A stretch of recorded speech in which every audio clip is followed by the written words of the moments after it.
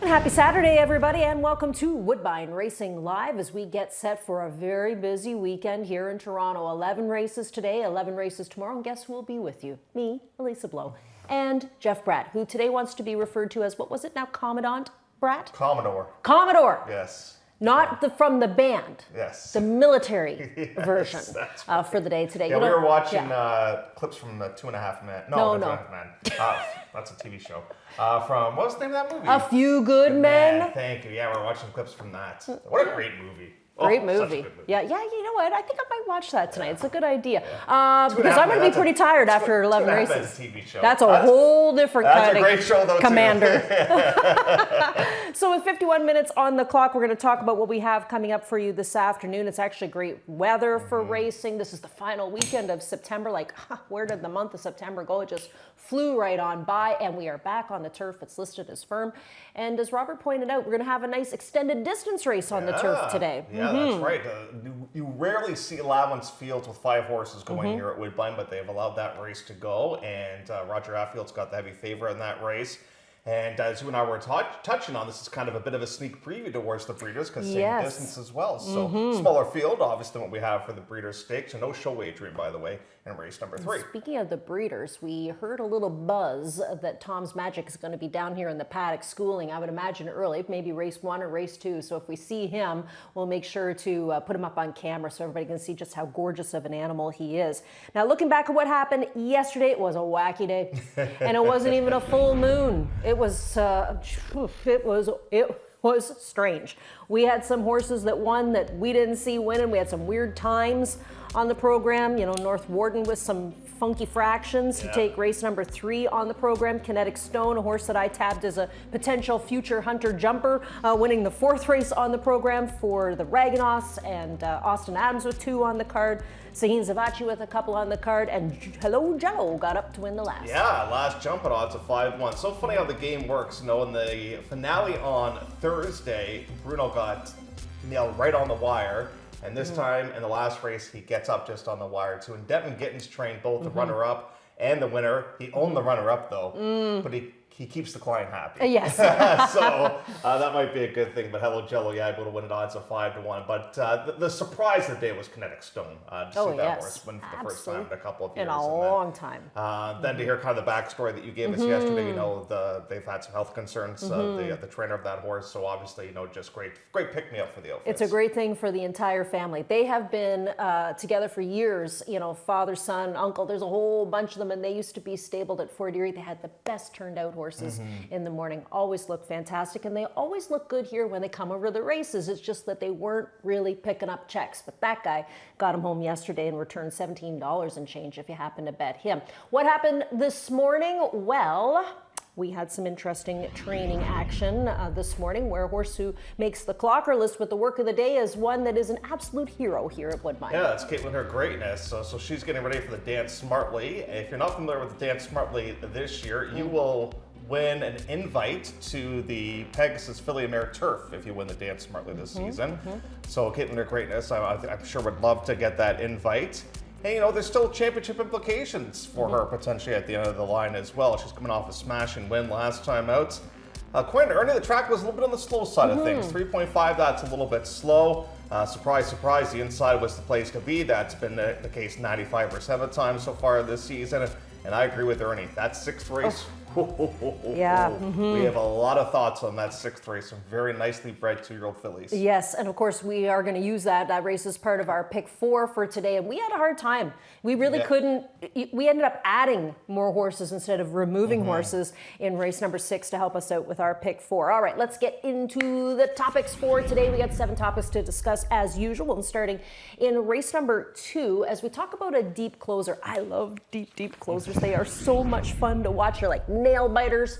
And this race, a $25,000 claim, we're going 7/8 of a mile. It's also where we kick off the guaranteed pick 5. You get a field of 8, very light on the changes on today's program. But a horse who has made my horse to watch list, I know it's made yours as well, is in the entries here today, and that is Juicy Hannah, who looks to give Pat Perronte a nice win here in the second. And some of these horses were on the also eligible list in a race similar to this on Thursday that was won by Cloud Rider. And here's a look at Juicy Hannah, who right now has to pass them all at this portion of the race.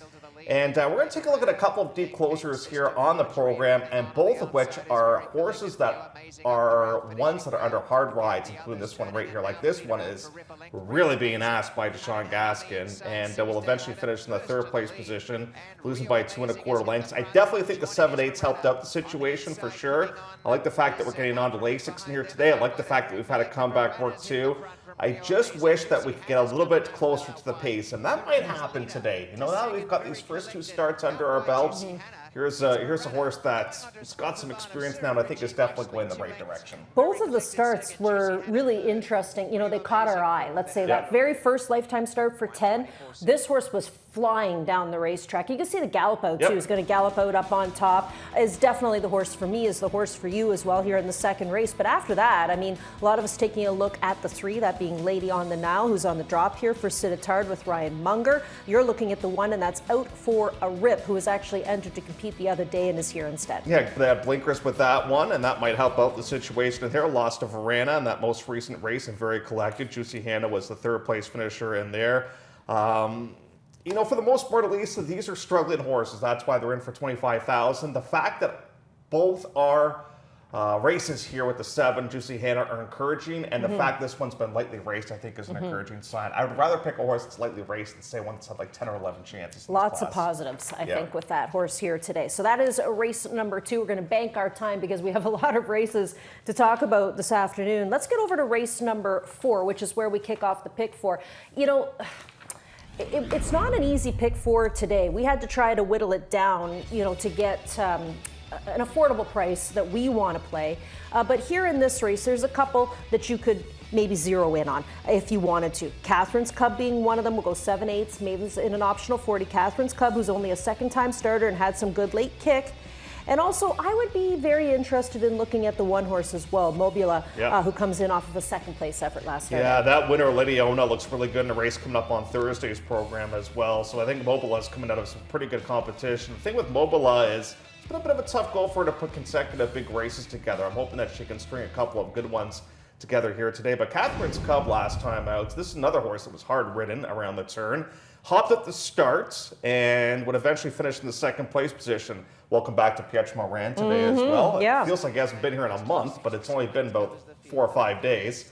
But right now, here we are traveling on the outside. And what I like about this race is twofold. First of all, I like the fact that this horse got up to finish in 2nd, but right now it looks bleak. Like we are really scrubbing and so not exactly making up a pile of ground in here.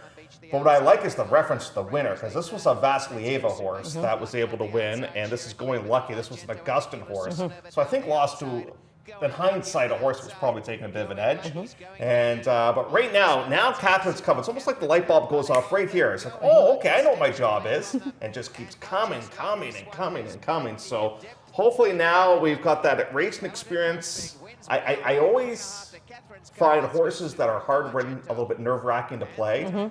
Because they give you a heart attack more often than not, but definitely an encouraging debut for Catherine's Cub. And I think, if anything, the extra distance will be beneficial. Yeah, I put the horse up on top, too. But like I said, the 1 is quite interesting. You and I have exactly the same super using the 3, Let's Go Super, who comes out of the Catherine's Cub race, and the 2, that being Tuned Out, who's a 2nd-time starter, but another one who showed a little late kick in that career debut. Yeah, and could be a lot better today for Catherine Day Phillips, too. Made up a lot of ground, for sure. That Rarefied, that's not a bad reference. Verified, to me, is a legit 40 claimer, you know, not quite allowance type, but for 40, that's a good frame of reference for race number 4 to start off that pick 4 wager. All right. I don't know what's happened to our Canadian Apple. Looks so promising. And then all of a sudden it's just... Yeah, I think she's got her heart ripped out a I think couple you're of times, right. Jeff. I think her confidence is just shot And right then now. mares and fillies are like that, And boy. she's so Yep. big, too. Like, she's She is big. massive. She's a She is a horse. big, tall horse. You're right about that. All right, let's go to our next topic, which comes up, in the two-year-old race, and that is race number 6 on the program. Definitely the race that I'm looking forward to on today's card. It is 7/8. It is a maiden special weight, and we do have quite a few first-time starters in here with a field of 9. Tis Practical is a first-time starter, but has some very interesting pedigree. The mare is a half-sister to Yorkton, and this horse is a half to Workout Affair. But the more that you look at these horses, especially the ones that are first-time starters that we got to look up, there's some interesting pedigrees in here, and there's also a horse that caught our clocker's eye. Yeah, we'll get to that one in a couple of seconds. But Live Oak's Viewpoint, the first thing the 2 horses is going to jump off the page to is they paid $500,000 for the horse. And what I love is this mare has had 9 horses make it to the races, 8 of which have won. Me too, and 2 are stakes winners. That's right. That's very, very encouraging for sure. So we got to keep an eye on that one. Heart Tap took a lot of money first time out. You like the horse first time out. Got not the best of journeys on that day. But what is interesting there is Campos, it's maybe the go-to rider now for that barn, jumps ship and shows up with the horse that both you and I like, and that is that being Lunar Path. Now, Lunar Path probably wants turf, and probably wants longer. But if we're going to get this one at a price, Elisa, we got to strike today. And while the stats say that Rachel, is not great with first-time starters, I have no issues at all picking her with a first-time starter. Yeah, If the horse is ready to go and the horse is good enough, can win this race. So both you and I go in towards Lunar Path. That's our top pick there at race number 6. Yeah, they're both Chiefswoods horses as well. When you look at Lunar Path, she caught Ernie's eye, I'd say, a couple of weeks ago, right? Might have been, wasn't the most recent work, but might have been the work 14th. on the 14th. And he actually sent in that horse in the morning when he was doing his morning report and said, keep your eye out on this one. And we looked the horse up, and now here she is in the entries. So she's going to be my top selection as well. I'm interested in the 2, obviously, because of the pedigree, what this mare has been able to produce. But the 9 is one that we could touch on as well. This is a first-time starter with the outside draw, not ideal. But this is a horse who, they paid some money for here at the OBS sale, not too much.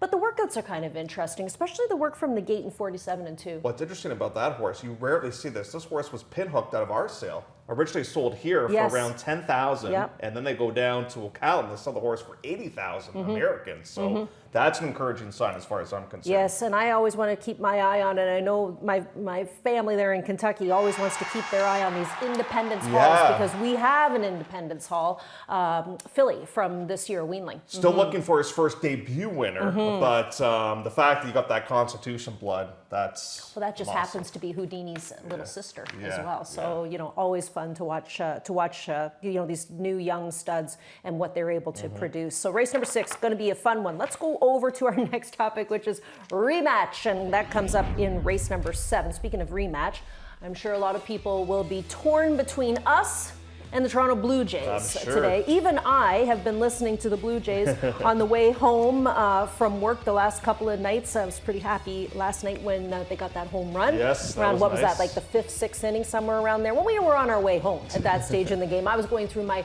3rd accident that bungled up traffic. Yes, it was an interesting drive last night. But race number 7, where we kick off the late pick 5, an optional 40. What did you do here? Yeah, a bunch of horses, ran against one another last time out, like Spell Check, Bound to Be True, Tea and Honey with an E. They all kind of ran against one another. I'd like you to be the judge, Lisa. I think you look at this, and we often talk about, some drops are bigger than others. This is a massive drop. This one's going from a 50-2 to a 40-2 here today. There are no Hoshianas, there are no little Friskies, there's no shotgun weddings. I mean, she has just been facing so much tougher than what she has to run against in here. Now, you are going towards number 3, this being Bound to Be True, who all of a sudden woke up last time out.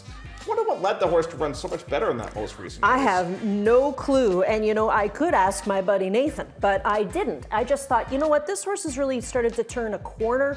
Maybe they made a change that helped me. I mean, they had blinkers on a couple of starts ago. This was the 2nd start with blinkers, but you're right. It's like that light bulb went off on that horse. So I thought I might try to ride that wave, see if I can beat this too. I got Murphed as an interesting horse here as well for Tino Attard. Is, one at second asking. and has had some good efforts in against the non-winners too. Yeah, and we're going to have more on that when we get to the clock report as well. It has been just a terrific moneymaker for these connections too. You know, they debuted for 40. They've kind of been in this class for a while now, and they don't mind picking up some checks along the way, that's for sure. Yeah, all right. So that is race number 7. Again, 7/8 of a mile, the distance for that race to kick off the late pick 5.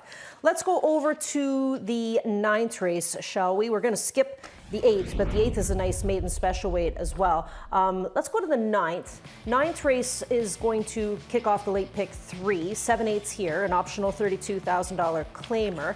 And we get the return of Speedy Freeze, the hero from this year's yearling sales stakes, the Algoma, in which the horse won for fun and beat Little Teddy, who came back to destroy a field last weekend. You can literally write a book about the number of great claims this outfit has made. Yep. The Ron Sadler outfit. And they claimed this horse in that second career start for $23,500. And here's a look at the Algoma that Elise is speaking of in here. And we have to pass them all at this portion of the race. And, didn't get out of the gate all that great. But what I love is they've never once changed this horse's style. No. Just every time off the pace rallier. Now, does the horse want to go 2 turns? I don't know. I think it's probably a little bit better sprinting, but here we come right now. Little Teddy's got first run, but here comes Speedy Freeze to get up to win, and took a lot of late money on this day to eventually win by a length and 3/4. And what is so significant about this one too, Elisa, is I just think that Ron has done a great job spotting the horse. Yes. Every time this horse is in a race, takes money and runs well, and has made a pile of money for the connections as well. And there's no quick comebacks. There's always interim activity. Like, he always sits right by the horse, which I love. And I just think that Speedy Freeze is just razor sharp right now. I would agree with you. I've used the horse in the top spot as well. The 2 is the other one that's kind of interesting here, and that's Happy Valentine. For sure. Lost tabloid material. Now, Sinclarity was a bit of a disappointment the other day, but still I think that's a good reference. And Happy Valentine for this level is a dangerous, dangerous horse. Fraser Abley going to be aboard that one. And, we got some bad news yesterday, unfortunately, for Fraser and Josie, as Corsia Valache is going to be on the sidelines for the remainder of the year. Just our heart goes out to Glenn and to Mario. You know, they finally get a Breeders' Cup starter, and now the horse is on the sidelines for the rest of the year. Yeah. But we'll be okay for next season, so that's great to see. And hopefully Happy Valentine can be a bit of a pick-me-up for Fraser and for Josie as well. Yes, absolutely. So that is race number 9. Again, the 9th race to kick off the final pick 3 on the program. As we go to race number 10, 10th race is the optional 50 going 3/4. And this is a nice little race. I mean, it almost could be a little stakes event, because you have some nice horses here like Let's de la Luna, Miss Bodacious from Mike Doyle. You got Bullet, who's making the return back, Golden Canary, who we've seen in Against Stakes Company in the past as well. But Bullet, we haven't seen her in quite some time, and I remember you were so high on her because of her debut at Gulfstream when she won there, and then she came back here for her first race at Woodbine in the My Dear, and she just demolished the field. Now, some of these horses, like the second place horse, were better horses at that time. That horse won for $15,000 just this week. But it's been all stakes events for her, and then she was put away in October, and we don't see her until today. Yeah, so let's face it, like, as you said, I was very high on this horse last season and got off to a great start, but she tailed off considerably, and that led to a layoff, and whatever it was significant, because we're, missed 11 months? Almost a year, basically, Almost right? a year, So yep. They found something with her, but I got to go with the raw talent that I saw first time out, and just hope that she's able to kind of keep it going in here. And here's a look at Bullets, and there's a look at a couple of Bullets, as a matter of fact. One's got a little bit more horsepower than the other, and Robert says the horse is ready to fire. You know what? She might have come back a little bit lighter, too. Yeah. You know, those grays, they get That's lighter. an adorable picture, beautiful. too. She loves her groom. Absolutely. Yeah. And Bullet, like you said, she was so commanding when she won the My Dear. I guess if you want to put a fly in the ointment in this race, you could look at Let's de la Luna, who goes back into Mom and Dad's barn. Yeah, that's and she's very, very happy there. Golden Canary ran a terrific race last time out. This is a lovely high-end level. That's what I'm saying. It's a nice little race. Yeah, it is really good race too. So you know what? I want to kind of pick your brain about this. I know that we're going to run out of time here, but this is a bit of a sentimental pick for me as well. But are you at all, when you play a horse like Bullet, are you at all concerned that maybe they just come back as the same type of horses and they might be a little bit overbet in their comeback races? Depends on who they're with. And True. this one's with Mark Cassie. True. And this one gets, you know, the services of one of our top jocks here who had a good day yesterday. And the workouts all indicate that Yeah, we that's are a good positive to go. sign. I mean, look at that work from the gate in 59, right? I mean, that's a pretty nice work. And then came back to work a nice easy half, I'd say, in 47 and 3. Yeah. This is a real deal racehorse who just got shelved, and she's still got a great career ahead of her, now coming back at the age of 3. We will wrap things up today with the 11th race, and this is where we play the Jackpot High Five. Carryover is more than $7,300. It's a 15,000 non-winners of 2. We do have the only scratch on today's program in this race, and that is the 7 Maxine's Magic, who is a vet scratch from this race. I like the horse on the outside on the Same. drop. You do? Yeah, Yep. Beautiful Sky, Campos. You know, if things go well, Campos could win a few races on today's program. And we want to wish Pat all the best down at Delaware today Yes. as well. Yeah, we're The gonna have to Kent watch that. Stakes, yeah, with Thundering. And yeah, Beautiful Skies comeback race was terrific. You know, that was for 25. Now we're in for 15. I don't think we get the price. The horse is on the line, you know, but I'll take whatever price we can get in here. You know, got 7 PRC, might be a bit of a question mark at the distance. Black Dagger want to slowly run race a couple of starts go. I just sort of found some negatives with a bunch of horses. I am very scared of Mackenzie Road. Yes. That one does scare me considerably. That was a really good run last time. And all of a sudden, this rider is riding with a ton of momentum. It's funny, eh? You win a stakes race and all of a Yes. sudden your confidence goes to 1,000. But Yep. yeah, we'll be watching for that one.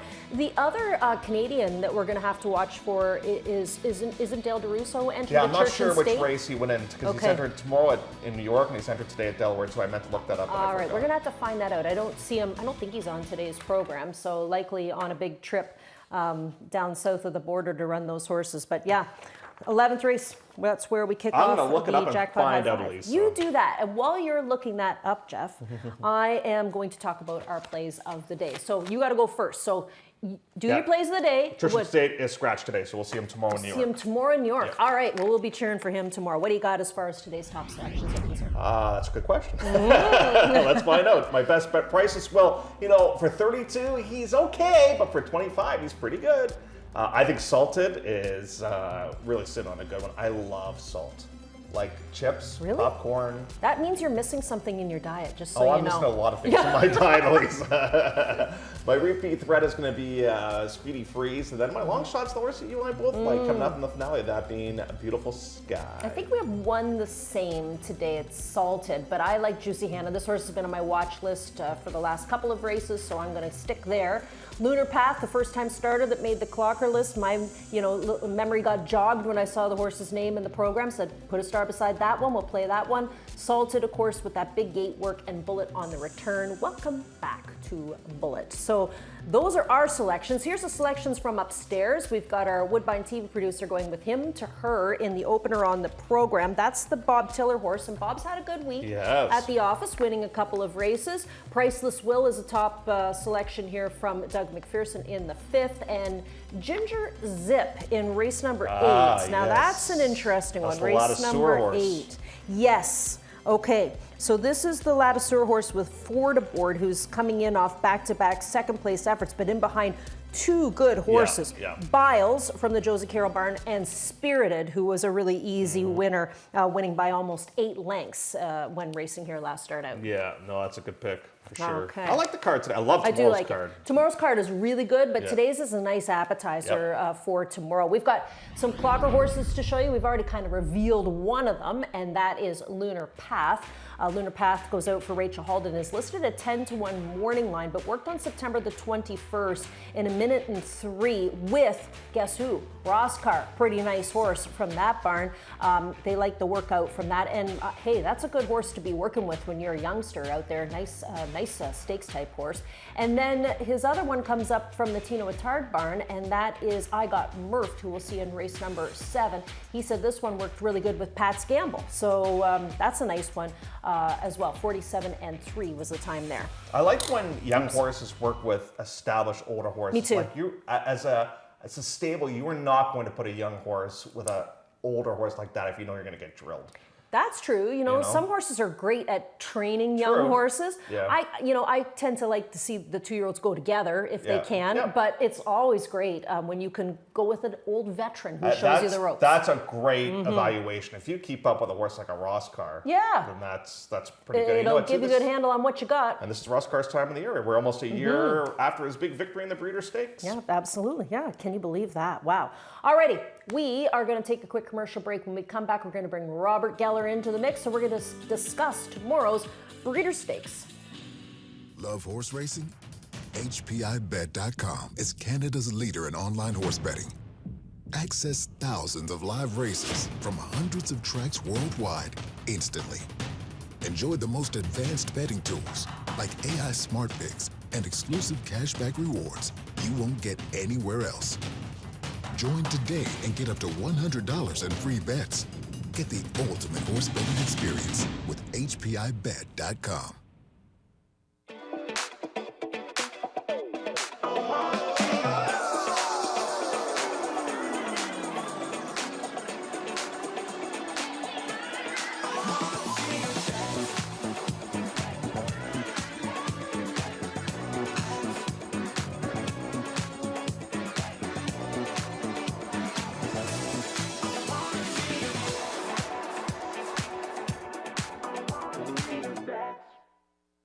At Woodbine, the grasses grow side by side in a blanket spread so vast, so wide. An international race for the world to contend, a moment in history waiting to be penned. With thundering hooves, they come rolling abound. In nature's arms, victory is found. Is bursting between runners. What a ride! October 4th is the Fall Turf Showcase. Watching on Sportsnet, you should embrace.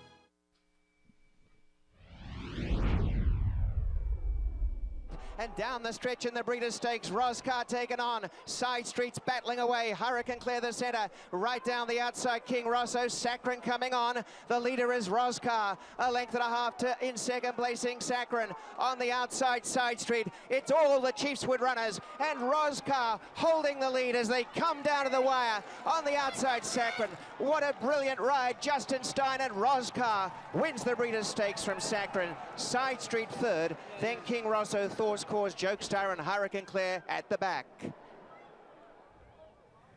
So that was a look at last year. I'm getting sidetracked because our friend Del DeRusso is sending all sorts of pictures of Church and State and the crew down at Belmont. And look at this one. I mean, he's settling in just lovely. Great. We're going to try and put these up for you. If not today, we'll put them up tomorrow. But it's always nice to know that when you're Canadian and you're down in the United States, you're still watching Woodbine racing live. Well, that's just one thing, though. Like, because our community here is so isolated. Yeah.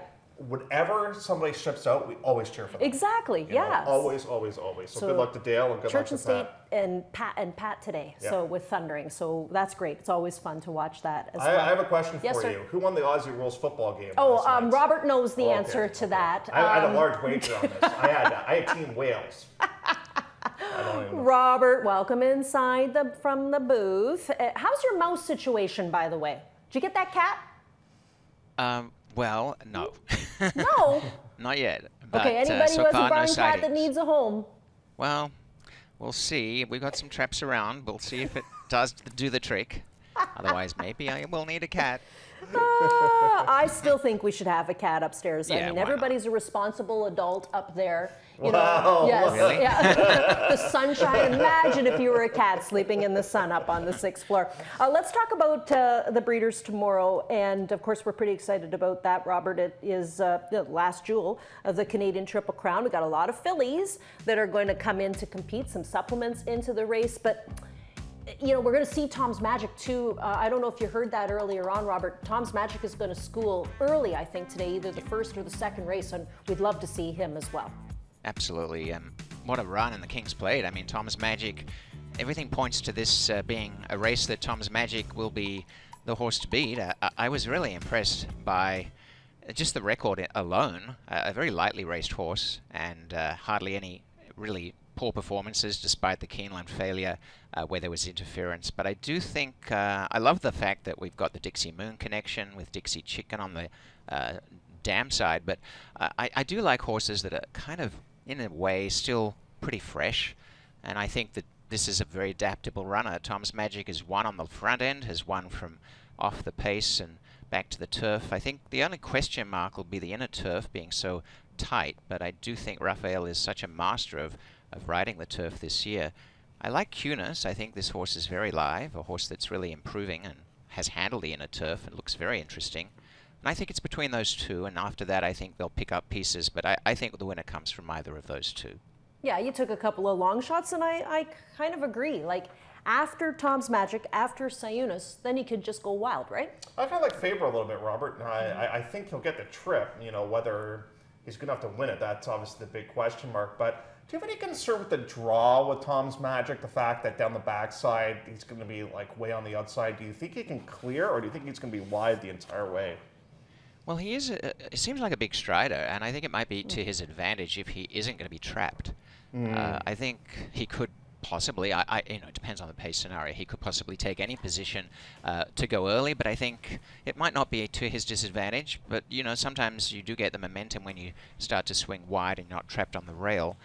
But it is a mile and a half, and I just feel it's not. I mean, it's not an enormous field, and there will be horses who might start to drop off if they're not going to go the distance, and that could bring this horse into a better position from the rail, depending on at what point the race Raphael decides to pull the trigger. But again, the pace scenario is questionable. Horses like Sedbury's Ghost could even go up near the lead. I do think that there's certainly horses who will pick up pieces. I really like the fillies to run well, Scat Girl and De Orem, because of their recent bullet works as well. But to me, Tom's Magic is really going to be the horse to watch right the way through the race. You know what? You said exactly the perfect describing word, big strider. He has such a massive stride. And you know what? I think I spotted him out here in the walking ring. He's kind of hard not to miss because he is so stunning to see in person. I think he could be out in behind us, but right now we'll wait and see. But we have heard that he is going to come over in school so that we can see him. He's big and he's strong, isn't he? What about the Aussie Rules football? Yeah, what happened there? What happened there, Oh, Robert? gosh. Well, my mother's team lost. She's very upset. Uh-oh. Oh, no. Yeah, they came in as favourites. They were crushed. An amazing performance by the Brisbane Lions. And I don't know, when they expand these teams that used to be based in my hometown of Melbourne and they take them to Brisbane and they win all these grand finals, you think, what has happened to our league where my own local team is struggling? But I was very impressed. Fantastic performance. And if you ever get to watch Aussie Rules football, it's continual physical action, very fast, and they were an explosive team. They much deserved the win, and they are back-to-back premiers. You're going to have to give us the rule book on it because I have no clue how it goes. But one thing I did hear you say that was a very big positive today is that your hydrangeas are going to be in for some good weather. I was losing sleep about that. Well, I did have to crush some eggshells and then cover that for some mulch, and they've turned into the color I just wanted. I want to preserve purple? that beautiful color, which is sort of a crimson. Ah, crimson, yes. There you go. So he has a green thumb too. Is there anything Robert can't do? Do things jack of all trades, not very good to say that. Alrighty, have a good afternoon, Robert. You got a busy couple of days ahead of you, so I rest do. I'm up. excited. This is a great race weekend. I think we'll have another great race weekend the following. Yes, as well. absolutely. Yeah. Okay, all right, Thanks, everybody. Robert. Good stuff. 20 minutes to pleasure. go before race number 1 on the program. As we mentioned, there are 11 races in store for you today here in Toronto. Good luck.